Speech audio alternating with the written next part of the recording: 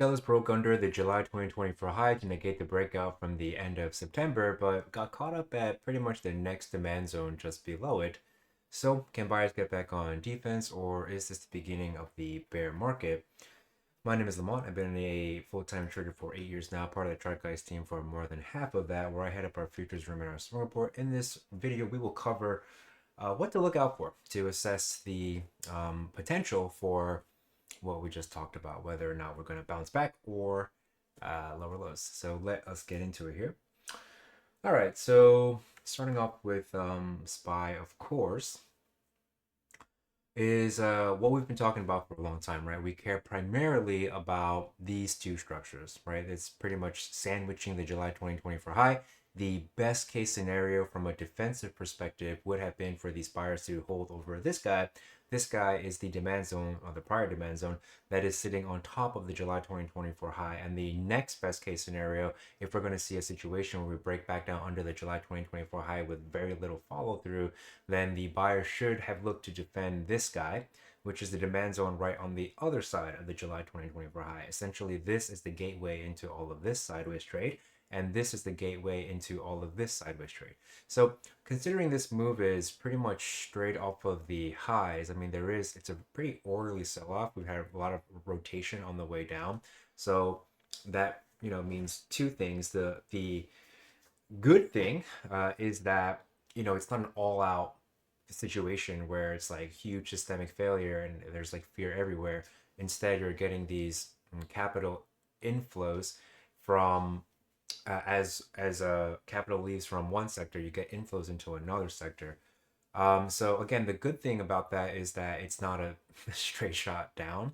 The bad thing about that is that it's very orderly, and so because there's very little extension, the odds of you seeing like a V-shaped recovery are also um, lower, right? Because what's happening on the way down is, like, for example, the RSI continues to cool off. If you plot the RSI onto the daily chart here, then you can see, it's flirting with oversold, cools off on a little bit of balance, flirting with oversold, cools off on a little balance, it gets oversold, and this little bounce is now cooling it off again. So, if you have this kind of orderly selling, it can continue in this orderly fashion for longer, right? Because you're not really creating a lot of fear, you're not really creating one of those capitulation kind of lows. So everything is always a matter of, pros and cons. Um, so primarily what we care about next week to see if these buyers can bounce back is, first, can they get back over the July 2024 high? Of course, right? Because getting back over the July 2024 high would then get us back to affirming this monthly breakout that began in the end of September here. And then the next key level, which I would argue is even more important, is can they find acceptance back over 571.35, right? Because again, we want to affirm this structure as demand, which is exactly what happened here, and technically what happened here as well. If you plot a ray over here, then that low is pretty much right off of the high of this structure. And so you'll notice that the lows of the week were pretty much right off of the lows of the key gateway structure into all of this weekly demand down here. 4 sessions where you had a break under that low, not find acceptance. So this is notable. Again, it's not terribly surprising because it's a key structure and we've pretty much come straight off from the highs. But it is what it is. You call it exactly for what it is. This is the sellers not really advancing well. But if the buyers want to get back on defense, 565.16, 571.35, that's going to be key next week. I think we broke through a trade zone, right? Yeah. So broke through it, initial bounce out of it. Clearly these buyers are playing defense here, but is what it is, traded through it. And so at this point now, I do think you can recycle this. However, what you want to see first is a big old move over, again, 571.35 first, right? So that trade zone, we can put it right back into use. If you don't see acceptance here, big move up, make space for a daily higher low. Okay, we can look for that same exact trade in here again, trying to play up to here. Because if these buyers can put together some bounce next week, then and make space for a higher low, then that would increase the potential that we continue to balance. I will say too that it's not really the end of the bounce at the end of the week. It's buyers will take whatever they can get, obviously, right now, but it's not a terribly meaningful balance because all that's happening is we're still just smack dab in the middle of this range, which is not terribly surprising because next week we do have the FOMC meeting, and it's not so much that the market is uncertain about it because, well, it's pretty much like a 99% chance priced in right now that there won't be any change. Now, that being said, if there is a change, then that, likely the market would respond positively to that, but it's very unlikely. Anyway, my point is just that this is essentially just a look below and fail of a local hourly range, right? This local 4-day balance here, trading sideways, breakdown, no follow through, trade to the other side is what you would expect, just like you saw over here, a break over this high, no follow through. Okay, what should the sellers try to get done? They should try to test the other side. And so this is pretty much just balance. You see this happen all the time. Like for example, throughout all of this, right? So here was a lower low, no follow through, come test the other side. Another lower low, no follow through, test the other side, higher high, no follow through, try to test the other side, fail, higher high, no follow through, test the other side, and now we're through it. So that's just how balance works. So, I know it's a fairly big green candle, and we did break this one time framing down. So ever since March 3rd, you've had a lower high every single session until finally on Friday. So that's all notable, and there's not been a single 2 days, 2 green days on the way down. So if we do happen to put together some more bounce on Monday, that would essentially be affirming this change of this break of the one-time framing lower. Now, that being said, there is a lot of space for a lower high under 597.34, and even on the weekly time frame, anything under 613.23 is just going to be good for a weekly lower high. So whether or not these buyers can pull it out, again, we're just going to watch those upside references, and that is it. And it's not, it goes both ways, So like we'll watch those upside references to see if these buyers can get back on defense, and you have to call it exactly for what it is in that moment. If we fall right back down under them, then it's right back to thinking, okay, this is potentially going to be more problematic because this is all going to be overhead supply. So really, we just continue to watch these two guys right now, right? This is like last line in the sand for these buyers to play defense here. If we pop above, don't find acceptance, drill back down, then we are probably going to be spending some time within this guy for a while. Okay, so that is pretty much it for SPY. For the Qs here, it's a very similar situation. So we were watching this guy. This guy was what essentially more or less dictated these lows over here, right? So after trading under this gateway structure, we are trying to resolve this guy now. And so what dictated the lows of this fella, I was using this guy as a reference. We can update it to this guy as well. It's going to tell you very similar stories. It's not really important that you find, there is no right one, right? It's just the, you want to find these structures that are representative of change. And very often they're going to, if you have two structures that are, similar, like they're in a similar location, they're very often going to tell you a very similar story. And, I wouldn't worry too much about it, right? The analogy that I very often use for this is like it's very much like a sport, right? Or like or a fight or something. You don't need to know exactly how much force you're putting behind a strike, for example. You just want to know like an operational range, right? Obviously, you don't want to just paw at the guy and not put any power behind it, but you also don't want to like go all out either. And obviously, anybody who's throwing a strike in a fight is not thinking about exactly how much force they're applying, right? They just want to apply enough force to disrupt their opponent, ideally create some damage as well. And that's it. You're not like calculating joules or whatever, like angle trajectory. I mean, I guess if you're in an anime, right? Like it's not, they do that slow motion stuff. But in a real situation, obviously that's impractical. So anyway, that is more or less it for the Qs. So the key upside references for the Qs are very similar, right? We care primarily about the July 2024 high, and then 50517 is the gateway structure into all of this demand over here. So the Qs look a lot worse, right? If these buyers, even if they can put together another 5% bounce, that only brings them back to the July 2024 high. And this is something that we want to be mindful of, right? Because just because the overall market, the SPY, is very close to the July 2024 high, we don't want to lose sight of the fact that the Qs, if they do have problems over here and then roll over, that's probably going to drag down the SPY. So for example, when we were talking about the situation like this, like maybe if the SPY is going to do something like this, break back over this guy, give these buyers a little bit of hopium, and then roll back down under it. If that's going to occur, then what will likely happen on the Qs is this, right? They bounce like this, they move up higher. This move will likely drive the SPY higher as well. But if the Qs then roll over and come right back down, right, don't find acceptance over the July 2024 high, that's probably going to create a situation where it's a pop and drop for the SPY, right? Because the Qs is like 27%, something like that, of the overall market.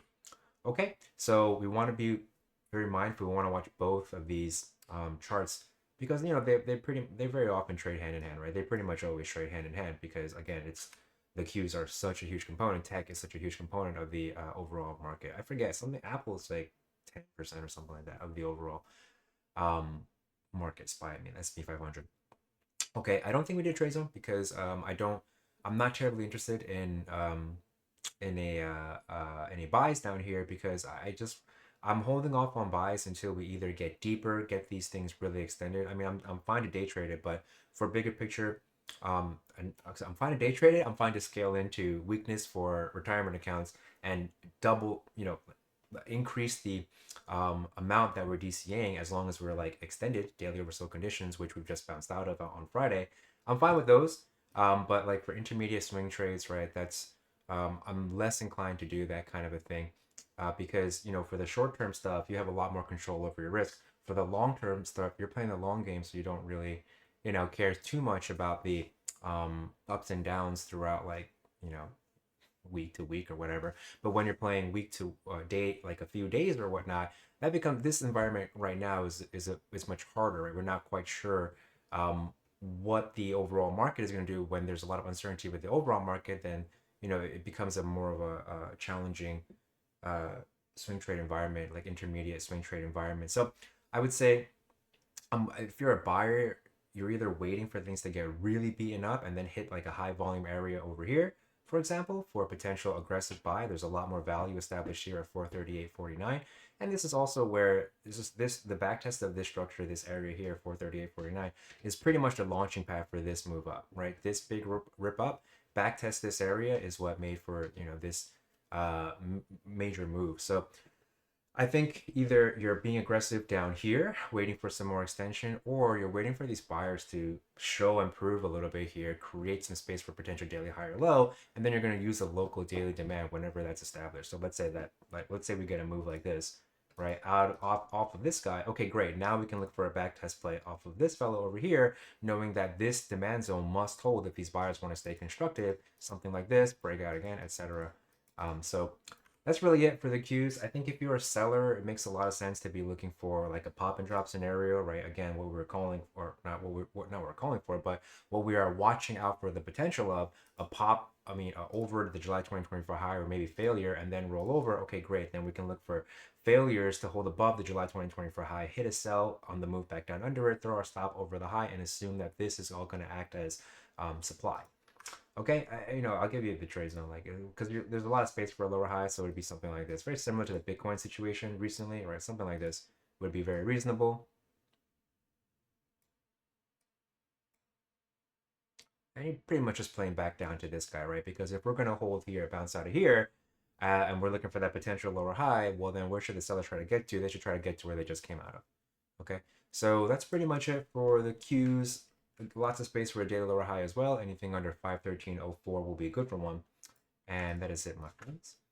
So moving on to the rut, I don't really care about the rut right now. It's not really a risk on environment, right? The Fed is turned more hawkish. There's a lot of talks of trade wars. There's a lot of money going into bonds. And so, what's going to happen, right? Like what's going to happen when risk comes back on? What's going to happen when risk comes back on is it's probably not going to be the small caps. Like I think something like 30 to 40% of these small caps are not profitable. So if you are, if you manage money, right, and you are seeing fear and you're buying bonds, and then all of a sudden if the environment shifts and you want to put risk back on, where are you going to go first? It's probably not going to be the small caps, right? It's probably going to be the more durable assets, right? Because that's an easier sell, right? Like if you can, if any of you have any money managed, you probably already see this in your own accounts, right? If you have any accounts that are managed by somebody else, so you look at those assets that they buy, they're usually very durable. Your Apples, your Costco's, your whatever, your NVDAs.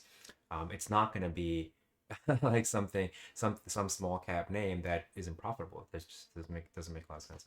So anyway, I don't really care about the rut right now. I think it's worth watching if we can get back over the 2021 structure over here, because that's the guy that made all these lows over here. So as a buyer, I'm not really interested in this unless we can get back over 207.57. I also have that position that I built over last year, so I don't, if the small caps were to rip from here, great. If not, I've already paid for that position through trading, so it's like whatever.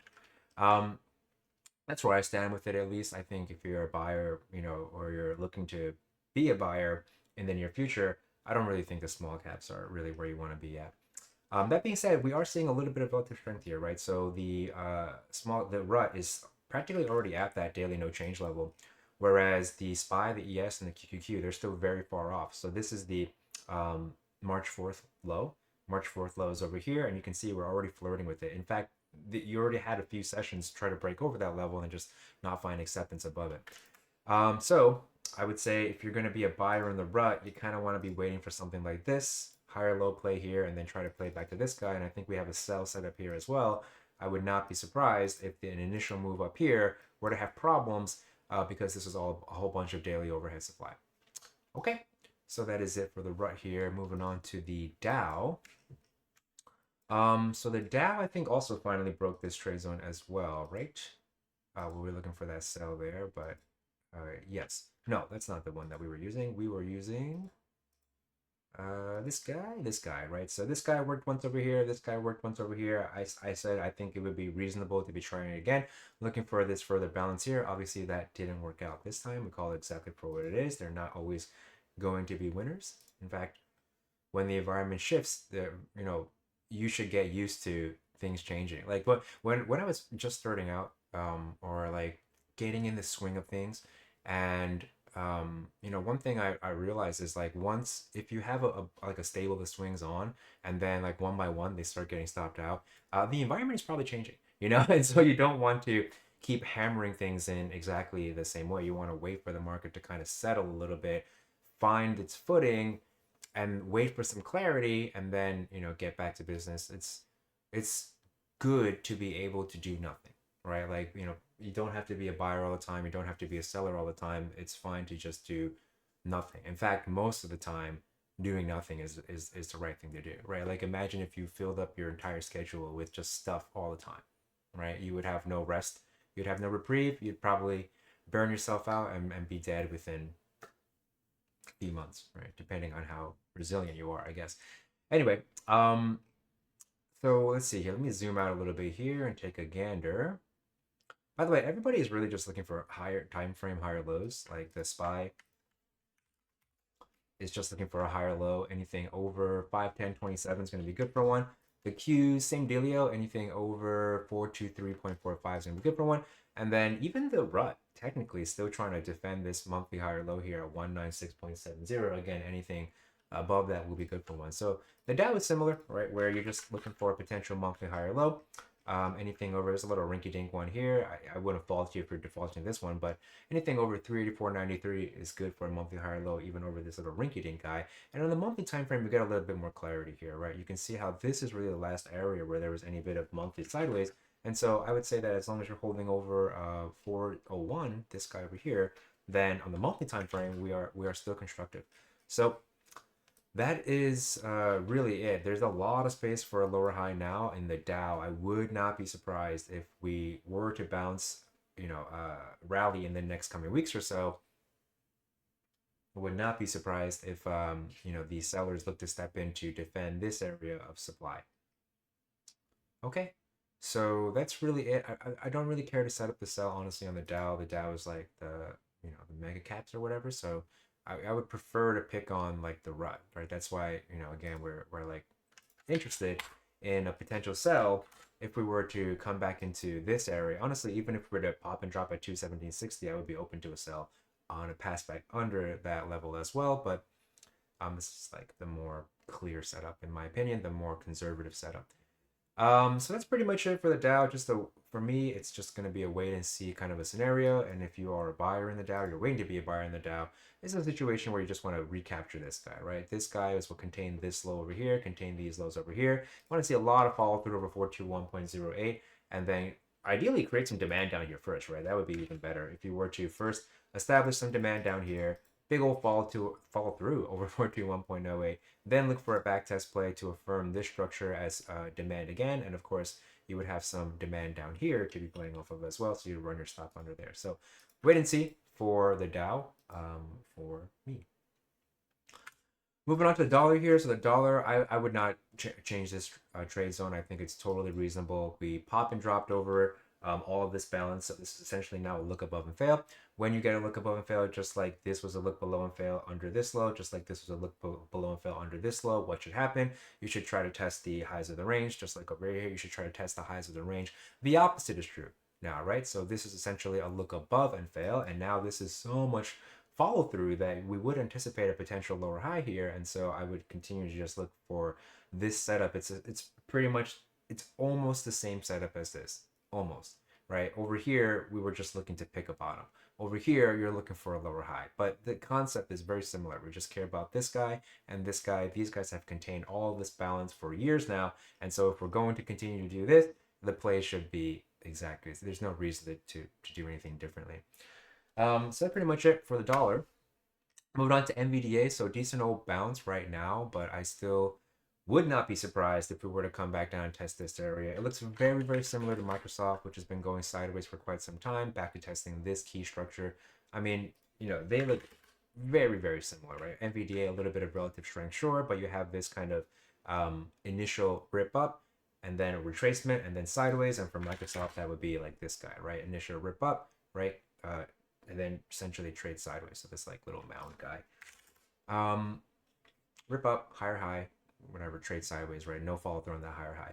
It kind of looks like Apple. Apple looks like it's the next person or next asset to be doing that. Here's that little mound, higher high, no follow through, trade sideways.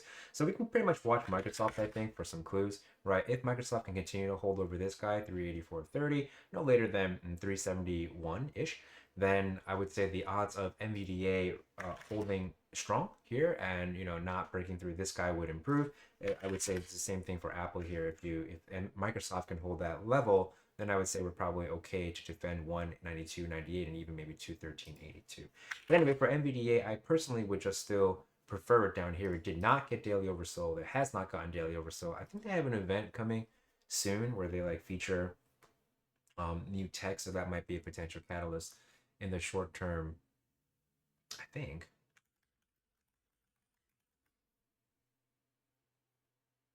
Yeah, the GTC conference next week. So potential catalyst heading into next week for NVDA. We shall see. That's that conference, if I'm remembering correctly, is when they like talk about a lot of like their new cutting edge stuff, their avant-garde technology. So you know, definitely keep your eyes peeled for that. And if it's a sell the news event, I'm just continuing. I just want to be here. My average for NVDA is in the single digits, so I'm not in any rush to after the split.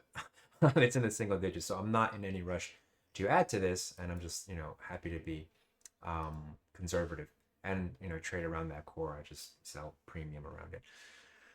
So that's it. I would just continue to watch it over here for NVDA. Moving on here to Bitcoin. So for Bitcoin, no change, right? So this is, again, this is exactly what the sellers have to get done from a defensive perspective, right? You break down, create all of this, or rather establish all of this as overhead supply. You bounce into it, affirm it as supply. It's still a bit of a red flag, right? That these sellers have not been able to, red flag for sellers, that they have not been able to get back down to 73835.57, which is this breakout point over here. At the same time, though, this bounce is not terribly impulsive yet at this moment, right? Where you're having just, you know, again, these higher highs, not really seeing that much follow through yet. A daily higher low set here at 79890 into a higher high. Again, not really that much follow through, and there is still a lot of space for a lower high under 92817.29. Again, I know there's a little rinky-dink higher low and higher high here, but still, if we set a lower high under 92817.29, then these buyers really aren't improving that much. So you can stay the course here, right? Because we already advised a chop here, walk your stop over here. You should be cruising in this sell. I think if you test 73835.57, take another partial out, and then again, just keep your stop right there. If you are looking to wait to walk a stop down, I wouldn't do it yet. I would like to see the market do this, right? I want to see us do this a little bit, trade sideways, excuse me, and then break lower, right? Which would create a new area of supply, right? Because right now, this is the local supply, right? This guy over here is the local supply that these buyers are currently having a problem getting over. So there's no reason to walk your stop down here. You don't want to choke this trade, right? Let a new area of supply get established, and by balancing sideways without taking this out and then breaking down, then we can walk that stop down. Okay, or I mean, then that's when I would recommend you walk that stop down.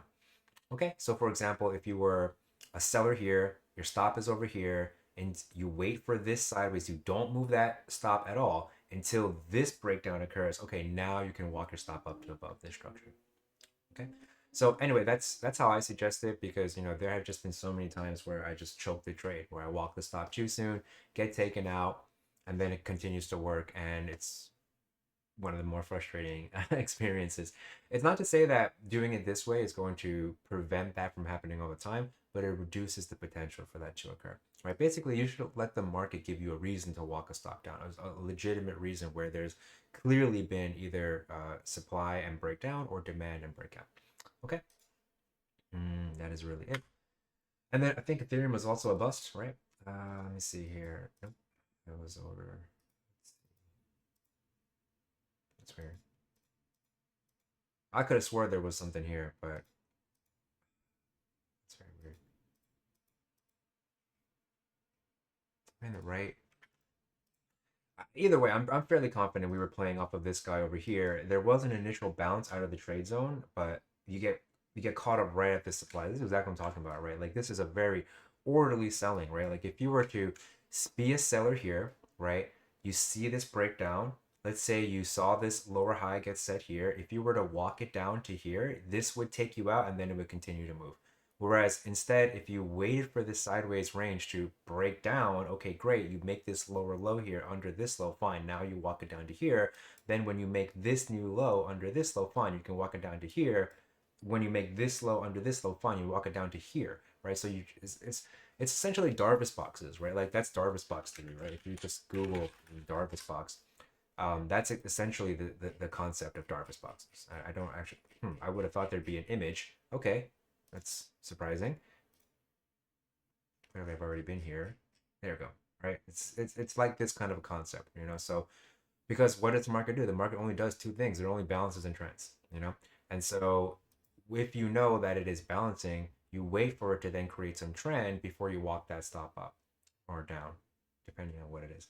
Okay, so for buys, I'm not terribly interested in Ethereum unless it can get back over 2045.61. You can see how there's kind of a theme going on here, right? You want to let these buyers prove something until you are willing to play with them again. So I would like to see a move back over 2045.61, not see that much, rather see a good amount of acceptance above, see a good amount of follow through above, and then look for that back test play here after there's a little bit of demand zone here, and after these buyers can get back to affirming this guy as demand. Okay. And then finally for URA, so URA is grinding this trade zone. This is really do or die time for URA. You can see how this structure came into play over here, and now we've seen two drop and pops at the point of control. If they do happen to hold this area, they should be trying to make their way back up to this guy. This guy is what dictated these highs and these lows over here, and then also over here. So basically, if you're finding acceptance back over here, we should expect price action like this. And so if you hold over here, where should there be problems? It should be somewhere in this local supply. And I would be, surprised if they didn't make an earnest attempt at getting back to 2734, which is pretty much exactly what happened over here. So that's really it. I wouldn't make any adjustments to this guy. And that's all for URA. Okay, so for review, I think the the primary the best takeaway for me last week was market environment's been a little tricky, and so you want to keep an open mind and you want to stay flexible. And so if you recall last week, I was talking about how I think it was last week how I very often make this mistake where I watch my work, right, and I don't cover all my bases essentially, right? Like if I'm trying to get something on for both directions because the market is kind of unclear, which the market has been very unclear. Like again, you just look at the SPY and it's Christmas colors all the way down after this initial move. That is a tricky environment, right? Especially for intermediate swings, but also on the day time frame, right? Because it's like it's kind of like it's all over the place, right? It's got like multiple personalities. One day is big old bounce, next day, and then you get a strong open, and then next day you sell right back down to the lows of range. So you got to stay nimble in this kind of an environment. And so I'm happy to say that I did not make the same mistake as last week, and Friday's trade was a really good example, I would say, of staying flexible. So I started off the day with a sell on RTY, which looked like this. So here's the open, and I see us fail to get to the overnight high, and then the daily context for the rut is that we opened up over here, right? And so if we're not going to even get to the daily point of control, 201.23, and then we're going to roll over, I figure, okay, we should probably at least try to get to the value area high, which we eventually do. The value area high was roughly the same level as this value, the value area low of this key daily structure, which is our reference from over here. And so I was thinking, okay, well, if we're not going to come up here, then I can play for down here. I can play to try to get to the value area high. And we do get there, but it's not when I was looking for it, right? So I hit that sell under here, throw my stop over the high of the day, give it a little wiggle room. I do not get stopped out here. I get stopped out on this move, but I did not forget to do the pair trade this time. So at 9:44, I hit the buy for the NQD pop pass. And that 9:44, that is over here. And the reason why I do that is because it's over here. And the reason why I do that is because, okay, well, there's space for a higher low. These buyers have broken over the overnight high and the regular trading hours high. So the day plus buyers are now trying to get into the driver's seat, right? As long as we're holding over the regular trading hours high, then of course we know day plus buyers are in control, right? Because who else would do that, right? Who cares about leaving yesterday's range? Of course, operators that are on the higher than the day time frame, right? The daily and above. And so I buy that pass back over it, throw my stop under this local low, and I say, listen, I'm going to look for a chop. I also stop the RTY sell, and then I look for a chop at the 312 point of control. That's a March 12th point of control. Why? Because each session, right, is the market trying to either affirm or negate prior sessions. First of all, the buy I thought was very reasonable in the NQ, not only because you're over the regular trading hours high, but also because we missed getting to the value area high. So these buyers, this is the first time that these, in a long time, that these buyers were positioned well to move value higher from session to session. Actually, technically, we had a strong open over here, but either way. So I look to sell it at the chop it up at the 312 point of control, which is pretty much exactly where the high of the day was up until that point. Again, not a coincidence, because this open and inability to get to the value area high is the cash market buyers of this session affirming the buyers from this session, right? We're moving value higher from session to session because you didn't get back down to the value area high. Now, that being said, if we're going to affirm this session as demand, well, then what should be the next battle for the buyers? It should be here, right? Because this is all supply. So if these sellers are going to play defense, then they should look to defend this session. And the key level in this session is, of course, the point of control. And so I think, okay, well, if I'm going to be a buyer off the regular trading hours high, essentially, then I want to take my risk out of the equation here, and then I'll stop out the rest if we roll over, which is what happens. So buy that, chop it up. It's practically, perfect exit. And then the data, I believe, is what stopped me out. I forget. Either way, I say, hey, listen, I'm looking for a chop at the 312 point of control. That's at 9:49. So that's like a little bit before it gets there, 2 minutes or so before it gets there. And chopped it, interested in add. And then I stopped the rest. I think on this move down, I stopped the rest.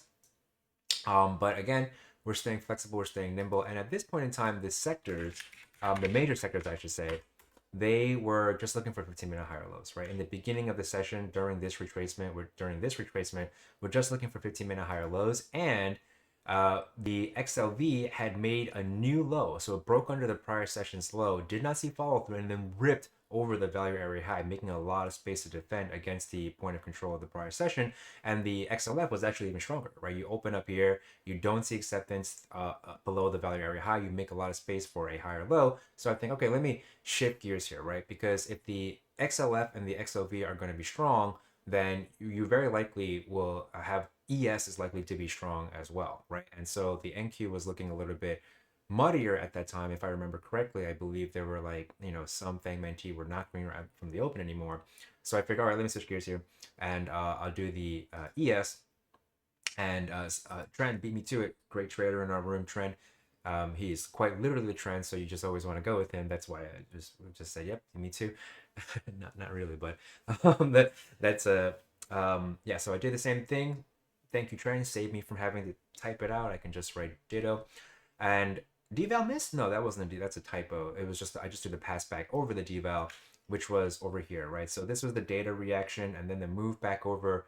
Well, hang on a second. Let me check my orders here. Let me find out window.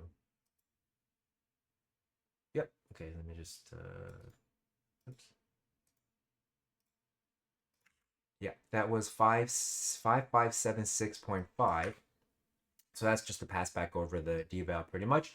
And then I was looking for the exit at where the Depop was, because I'm trying harder to get some better R on these trades, right? I don't want to take these chops too early. I want to try to get paid more on these first exits as well.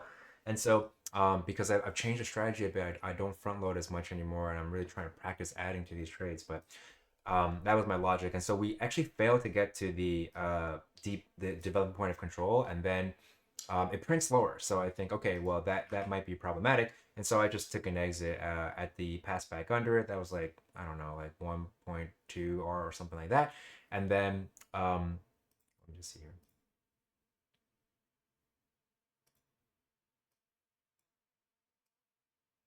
Yeah, like 1.3 R, right? So worst case scenario, walk away for like 4 points. So, get paid on the attempt. And the NQ was a chop and stop, and the RTOI was a full stop, but the RTOI stop was pretty cheap. So even if we got stopped out of this second part, no big deal. And so, okay, so then after that, I'm looking to play to 560.79, and that's just on the daily time frame. 560.79 is over here, this point of control. Now, obviously, we moved beyond that, and so I ended up just walking the stop up and then looking for the extended target at the value area high, because Trump was supposed to talk, but then I think he didn't. So or maybe he did and I didn't notice. But looking for the Depop chop. I'm sorry, that's what we're talking about. It became lower, so I missed chop, and then did on the Diva pass back instead of it, after it printed lower. And then my last update about it is I'll close the ES on the test of the 819.30 value area high, which is over here. And I don't regret that, even though there is a little bit of a advance beyond that, because if you look at the what happened there, so that's the gosh, I don't have that last exit, I guess, queued up. But the test of the 819 value area high was, it was on, hang on, I believe it was on this push up, right? So it was like somewhere over here. Well, let me see. The last exit was 5629.75. So 629.75 is over here.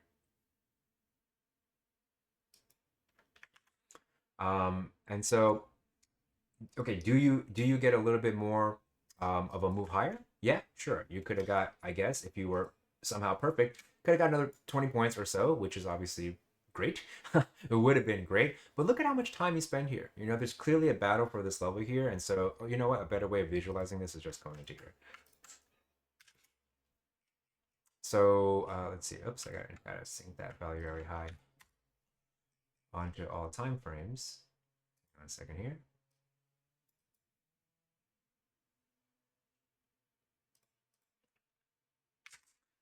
Okay, so there's the value area high test, right? And then you pretty much spend the entire rest of the session kind of oscillating around the value area high, between the value area high and the point of control of that structure, right? So, first of all, what are the odds that you get that perfect exit at the high? It's probably not going to happen, right? And so do you want to just sit through all of this, watch this code, retrace, a bunch of points here, get back to your intended exit, watch it retrace a bunch, get back there?